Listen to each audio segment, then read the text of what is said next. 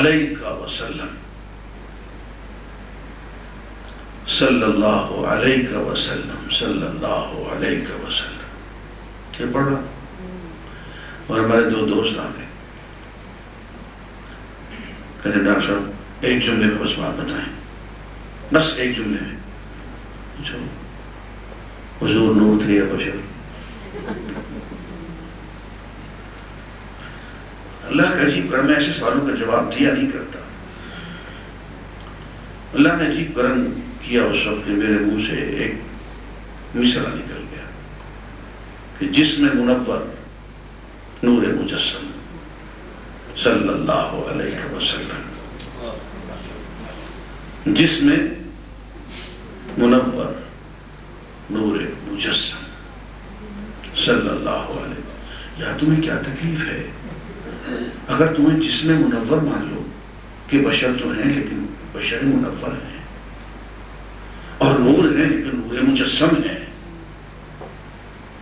کیا تکلیف ہوتی ہے تمہیں دونوں مان لینے میں؟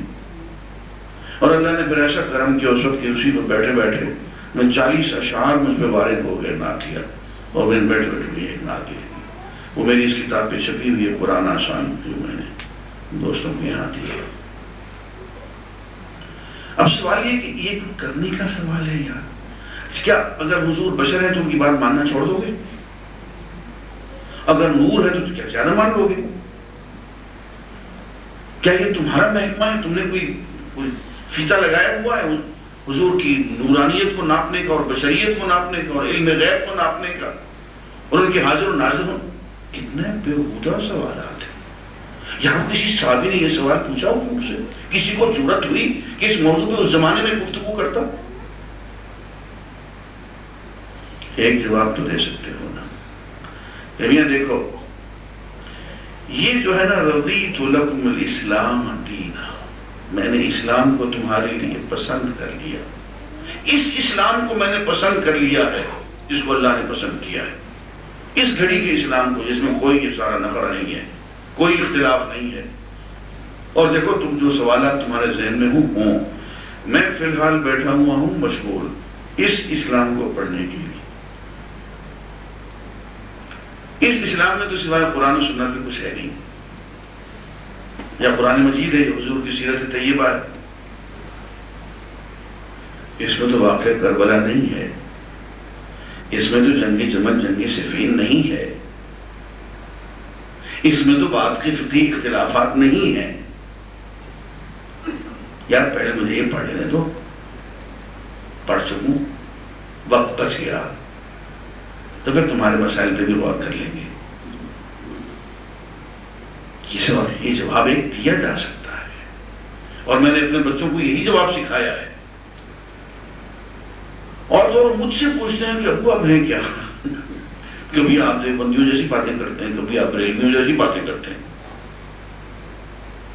آپ ہیں کیا؟ میں نے کہا آپ مجھے سے تو معاف رکھو، اور یہاں آ جاؤ تم بھی انسان بن کے، اس گھڑی پہ، اس لمحے پہ، اور اس لمحے پہ تمہیں جو محسوس ہو کہتے چلے جاؤ،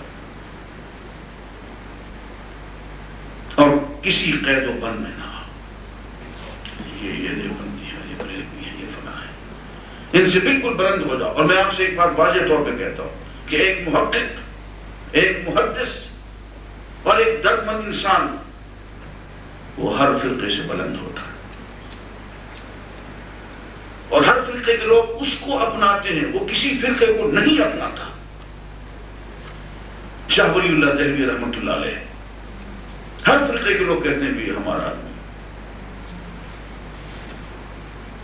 مجدد الثانی رحمۃ اللہ علیہ، ہر فرقے کے لوگ کہیں گے کہ یہ ہمارا آدمی ہے۔ اسے نکال کے دکھاؤ کہ مجدد صاحب نے اپنا کوئی مذہب اور کوئی مسلک کو کوئی فرقہ بتایا ہو۔ اور تو اور یار چھوڑو، کل کی بات ہے، علامہ اقبال کے بارے میں کیا خیال ہے آپ؟ کس فرقے کی تھے؟ اس شخص نے کسی فرقے کو نہیں اپنایا، اور ہر فرقہ اس کو اپناتا ہے۔ یہ بات ذرا سی مشکل ہے اور مشکل سے سمجھ میں آتی ہے، لیکن حق بات یہی ہے۔ اور سوال کریں۔ جی بھائی. جیسے اتنے امام ہیں، جیسے ابو حنیفہ، امام محمد، امام مالک، تو یہ کتنی سنتیں جو ہیں الگ الگ ہو گئی ہیں. ابھی جیسے ہم لوگ حنفی ہیں تو کتنی جو دوسرا امام شافعی، ابو امام محمد، امام مالک، ان کی سنتیں جو انہوں نے اپنائی حضور صلی اللہ علیہ وسلم کی وہ ہم سے چھٹ گئی. تو جیسے ہمیں چاہیے کہیں وہ ہمارے لیے برا ہوا یا اچھا ہوا، یہ تو نہیں ہوا. بہن یہ کلاس رومز ہیں. جیسے آپ نے بولا کہ جو جب اللہ تعالیٰ نے اسلام کو اپنے لیے یہ دین اسلام اپنے لیے پسند کیا، تو وہ اسلام تھا جس وقت سب سنت جو حضور صلی اللہ علیہ وسلم نے کی سب نے وہ اپنائی ہوئی تھی. لیکن ہمارے تک جب پہنچا تو ہم لوگ ابو حنیفہ کے پیروکار ہیں، ہم شافعی الگ ہیں. جی میں سوال آپ کو سمجھ گیا. جی کوئی سنتے چھٹ گئی ہم سے جیسے دوسرے اماموں نے اپنا لی. بات یہ ہے آقا نامدار سرور کائنات صلی اللہ علیہ وسلم کی ذات گرامی سے اللہ کو بہت پیار تھا، اور اللہ نے یہ گوارا نہیں کیا کہ حضور کی کوئی سنت، آپ کا کوئی طریقہ، آپ کی کوئی ادا محو ہو جائے. حضور کی کسی سنت کو کسی امام نے محفوظ کر لیا، کسی سنت کو کسی امام نے محفوظ کر لیا، کسی ادا کو کسی اور امام نے محفوظ کر لیا. یہ ایک امام کے بس کی بات نہیں تھی، یہ سینکڑوں ائمہ کی بس کی بھی بات نہیں تھی کہ حضور اکرم صلی اللہ علیہ وسلم کی پوری سیرت طیبہ کو، حضور کی تمام عادات طیبہ کو، آپ کی تمام اداؤں کو سب کے سب سمیٹ سکے. اس کے لیے تو پوری امت چاہیے، ایک بہت بڑا گروہ چاہیے دیوانوں کا.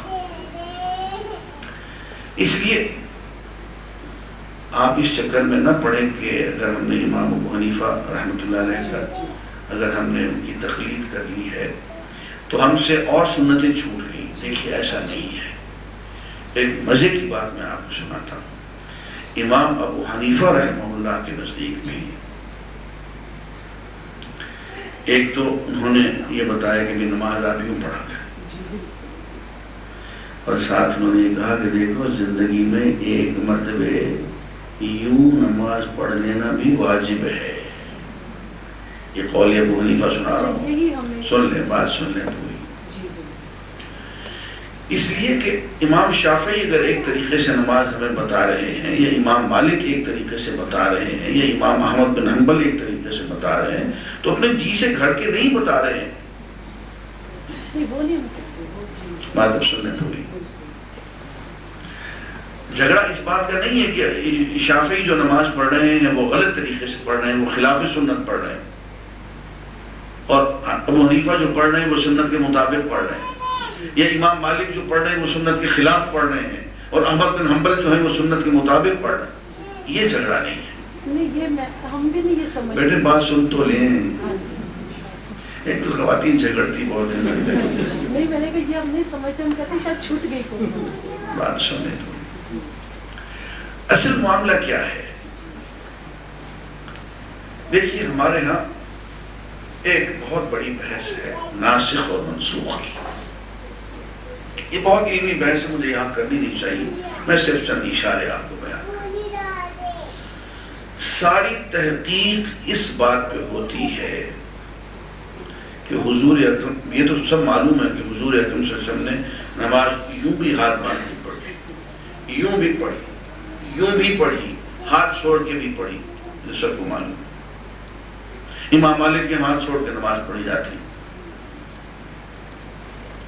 مان گئی. اب یہ تو معلوم. دیکھنا یہ ہے کہ حضور اکرم صلی اللہ علیہ وسلم نے سب سے آخر میں کیسے کیا، کس چیز کو آپ نے منسوخ فرما دیا، کس کو باقی رکھا. ایک بات. دوسرا یہ ہے کہ عبادت تو کئی طریقوں سے کی جاتی ہے نا. آپ دعائیں یوں بھی مانگتے ہیں، حضور نے یوں بھی مانگی، یوں بھی مانگی، یوں بھی مانگی، یوں بھی مانگی.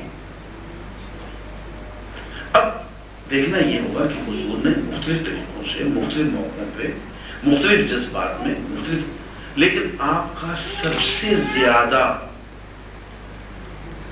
طریقہ کون سا تھا؟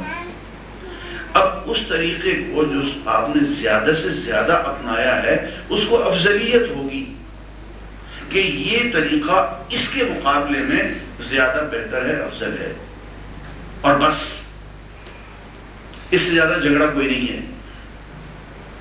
یہاں حضرات میں آپ کو ایک کتاب کی نصیحت کروں گا، کتاب پڑھیں، چھوٹی سی کتاب ہے، وحدت امت، مولانا مفتی شفیع صاحب کی کتاب۔ اس کتاب میں اور بھی خیر کام کی چیز ہے، لیکن ایک بات مجھے بہت کام کی لگی، وہ میں آپ کو سنانا چاہتا ہوں۔ اس کو ذرا دھیان سے سنیں کہ یہ ائمہ کا آپس میں اختلاف کیا ہوتا ہے۔ مفتی شفیع صاحب اس میں لکھتے ہیں کہ میں ایک مرتبہ اپنے استاد مولانا انور شاہ کشمیری کے ہاں حاضر ہوا تو دیکھا تو بہت پریشان بیٹھے ہوئے، بہت غمگین بیٹھے ہوئے۔ تو میں نے کہا کہ حضرت کیا بات ہے؟ کہتے ہیں مولوی شفیع ہم نے تو زندگی برباد کر دی۔ میں نے کہا یہ بات آپ کہہ رہے ہیں؟ کر لیا ہم نے تو ساری زندگی لوگوں کو حنفی فقہ پڑھائی اور سارا زور اس بات پہ لگاتے رہے کہ حنفی فقہ کے مطابق تم نماز پڑھو، حنفی فقہ کے مطابق تم روزے رکھو، حنفی فقہ کہنے لگے ہم نے تو دین کو ایک طرف محدود کر کے رکھ دیا۔ اس کے بعد انہوں نے ایک بہت اہم بات کی، انہوں نے کہا مولوی شفیع تم ایک بات جانتے ہو کہ حضور اکرم صلی اللہ علیہ وآلہ وسلم نے فرمایا کہ مجتہد اگر صحیح اجتہاد کرے تو اس کو دوہرا اجر ملتا ہے، اور مجتہد اگر غلط اجتہاد کر دے تو اس کو ایک گہرا اجر ملتا ہے۔ یعنی غلط اجتہاد کرنے پہ بھی اس کو اللہ کے یہاں سے اجر ملتا ہے، لیکن ایک گناہ، اور اگر صحیح اجتہاد کر دے تو دگنا۔ وہ کہتے ہیں کہ اگر مجتہد کو غلط اجتہاد کرنے پہ اجر ملتا ہے تو اس کی تقریر کرنے والوں کو بھی تو اجر ہی ملے گا، خواہ اجتہاد غلط کیوں نہ ہو۔ بات سمجھ میں آ رہی ہے؟ یہ نہیں آ رہی، ذرا دھیان دیں اس پہ۔ اگر ایک امام، ایک مجتہد اجتہاد کرتا ہے اور غلط اجتہاد کرتا ہے اور ایک بہت بڑا طبقہ اس کے پیچھے چل پڑتا ہے اس کی تقریر میں، فرض کیجیے انہوں نے غلط نماز کا طریقہ بتا دیا، لوگ سینکڑوں، ہزاروں، لاکھوں، کروڑوں انسان غلط نماز پڑھے جا رہے ہیں اس کی تقلید میں، تو کیا اللہ تعالیٰ ان کی پٹائی کر دیں گے؟ وہی غلط مسئلہ بنا، غلط مسئلہ بتانے والوں کو تو وہ لڈو کھلا رہے ہیں، اس کو تو وہ اجر دے رہے ہیں۔ اب جو ان کی تقلید کرے گا تو کیا ان کو جوتے رسید ہوں گے؟ بھائی ان کو بھی اجر ملے گا۔ اس لیے اس چکر میں نہ پڑے۔ یہ تو کلاس رومز ہیں، ایک استاد ہے وہ پڑھا رہا ہے اور اس کی ساری کوشش یہ ہے کہ حضور اکرم صلی اللہ علیہ وسلم کی سنت کو وہ میڈ ایزی بنا کے، وہ آسان طریقے سے سمجھا کے، اس کو کوڈیفائی کر کے، اس کو وقت کے تقاضے کے مطابق لوگوں کے سامنے پیش کرے اور نئے سے نئے مسائل کو قرآن و سنت کی روشنی میں حل کرتا چلا جائے۔ تو اس امام کی زندگی کا مقصد کیا ہے؟ لوگوں کو حضور کی سنت کے قریب اور قریب اور قریب لانا، دور کرنا نہیں ہے۔ نہیں وہی نا تو کہتے جیسے ابھی ہم بچوں کی شادیاں کریں، ہمارے بزرگ کہتے تو حنفی لوگوں میں کریں، شافی میں نہ کریں، تاکہ بچے بھی نماز ان کی بدل جائے گی۔ یہ غلط بات ہے، یہ کوئی الگ الگ مذاہب نہیں ہے، کوئی الگ الگ دین نہیں ہے۔ استغفر اللہ۔ جی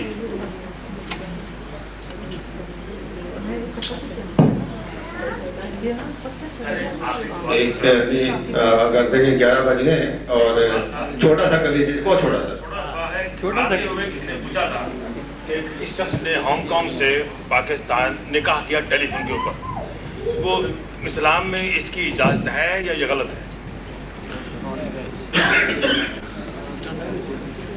بات یہ ہے ٹیلی فون پہ نکاح ہو سکتا ہے، لیکن اس کی شرائط ہیں اور بہت اہم شرائط ہیں۔ پہلی بات یہ ہے کہ نکاح کی بنیاد جو ہے وہ سب سے پہلے بیوی کا ایجاب و قبول ہے۔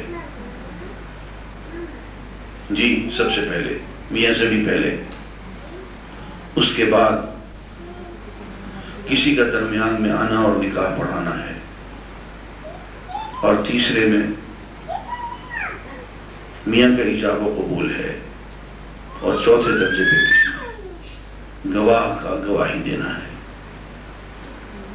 اب کیا ان سب لوگوں کی آواز ٹیلی فون پہ پہچانی جا رہی ہے؟ اگر ٹھیک ٹھیک پہچانی جا رہی ہے اور اس میں کسی غلطی کا امکان نہیں ہے تو نکاح ہو جائے گا، ورنہ نہیں ہوگا۔ بہت بہت شکریہ خواتین حضرات، اور آپ کی ڈاکٹر صاحب سے ہم درخواست کریں گے کہ وہ دعا کریں، اور خاص طور پر پاکستان ایسوسیشن کے لیے دعا کریں کہ اللہ تعالیٰ ہم پاکستانیوں میں یکجہتی پیدا کرے، جس کی بڑی سخت فقدان ہے یہاں پہ۔ اور ہم نے میرے خیال میں الگ الگ 70 تو میرے خیال میں ہو گئی ہوں گی، یہاں پہ ہم بھی 70 میں بٹے ہوئے ہیں، تو 70 سے وہ اگر ایک ہو جائے تو زیادہ بہتر ہوگا۔ 71 ہو جائیں، 7 ہٹا دیتے ہیں، 1 ہو جاتے ہیں، تو خاص طور پہ دعا کروائیں گے کہ ڈاکٹر صاحب ہمیں یہ دعا کریں، اس لیے بہتر ہوگا۔ دعا کے بعد آپ لوگ یہ تشریف رکھیے کریے گا، اپنے کھانے کا بندوبست کیا ہم نے، شکریہ۔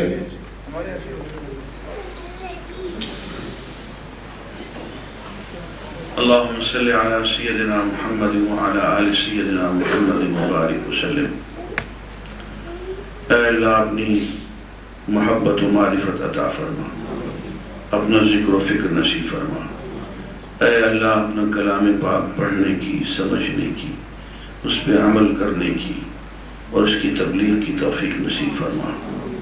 اے اللہ اپنے حبیب محمد رسول اللہ صلی اللہ علیہ وسلم کی محبت، معرفت اور اتباع نصیب فرما۔ اے اللہ حضور اکرم صلی اللہ علیہ وسلم کی سیرت طیبہ کا ہر دم مطالعہ کرنے کی اور اسے حرز جان بنانے کی توفیق نصیب فرما۔ اے اللہ جو زندگی گزر گئی اسے معاف کر دے، آئندہ زندگی اپنے راستے میں گزارنے کی توفیق نصیب فرما، اپنے راستے میں جینا اور اپنے راستے میں مرنا نصیب فرما۔ اے اللہ زندگی بھر کے گناہوں کو معاف فرما۔ اے اللہ یہ زندگی ایک سفر ہے، اس پردیس میں اے اللہ تو ہم اس غربت کے عالم میں اے اللہ تو ہم پہ رحم فرما۔ اے اللہ وہ گھڑی جب کہ ہم موت کے جھٹکے سے ختم ہونے لگے، بے بس ہوں، ہمارے والدین، ہمارے بیوی بچے، ہمارے ارد گرد سب بے بس ہوں اور ہمیں تیرے ہاتھوں سے، اسرائیل کے ہاتھوں سے نہ بچا سکیں۔ اے اللہ اس بے بسی کے عالم میں تو ہم پہ رحم فرما۔ اے اللہ قبر کے اس عالم میں جب کہ ہمارے گھر والے ہمیں وہاں دفن کر کے آ جائیں، اپنے اپنے کاموں میں لگ جائیں، ہمیں سب بھول جائیں، اس تنہائی میں، اس تاریکی میں اے اللہ تو یار و مددگار بن جا اور تو ہی اپنی محبت، اپنی رحمت نچھاور فرما دے۔ اے اللہ قیامت کی اس ساعت میں جب کہ ہماری قمریں تختہ ہو گئی ہوں گی، ایک ایک جوڑ تختہ ہو گیا ہوگا، ہم تیرے حضور رکوع کرنا چاہیں گے، سجدہ کرنا چاہیں گے، نہیں کر پائیں گے۔ اے اللہ ہم تیرے حضور اپنے گناہوں کی معافی مانگنا چاہیں گے، زبان تختہ ہو جائے گی، ہم تیرے حضور کچھ بول نہیں پائیں گے۔ اے اللہ اس بے بسی کے عالم میں، اے اللہ اس جواب دہی کی گھڑی میں تو ہی یار و مددگار بن جا۔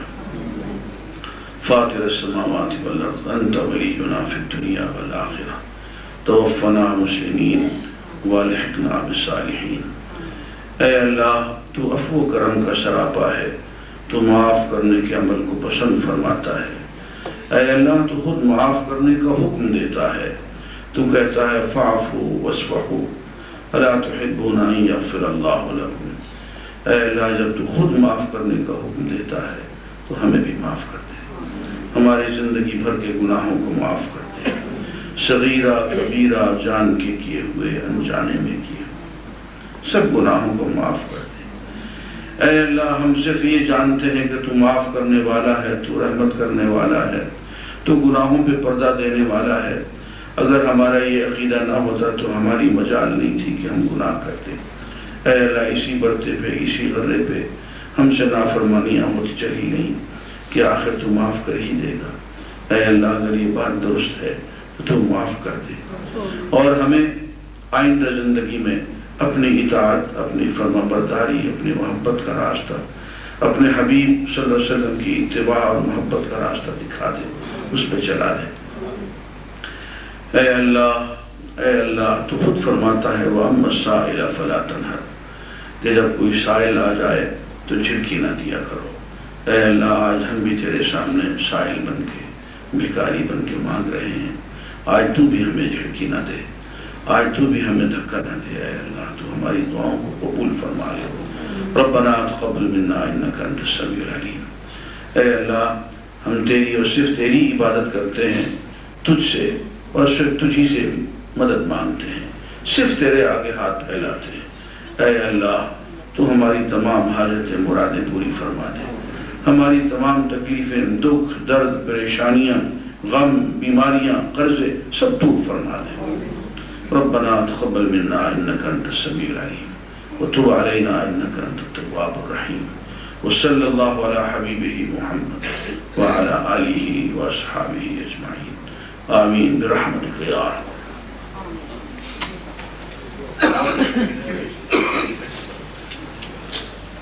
رب۔ بہت بہت شکریہ۔